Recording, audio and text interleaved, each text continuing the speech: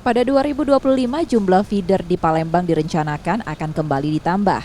Penambahan ini dilakukan untuk mengatasi terus meningkatnya jumlah penumpang LRT setiap tahunnya. Saat ini terdapat 7 unit feeder yang melayani penumpang LRT di Kota Palembang. 2 diantaranya dikelola Dinas Perhubungan Kota Palembang, sementara 5 lainnya dioperasikan Balai Pengelola Kereta Api Ringan Sumsel.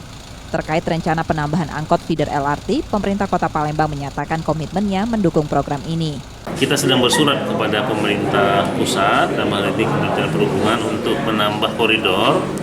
Harapannya bisa dapat tambahan lagi 7 sampai dengan 8 koridor gitu kan, terus Pemda akan mensupport beberapa koridor lagi. Siap.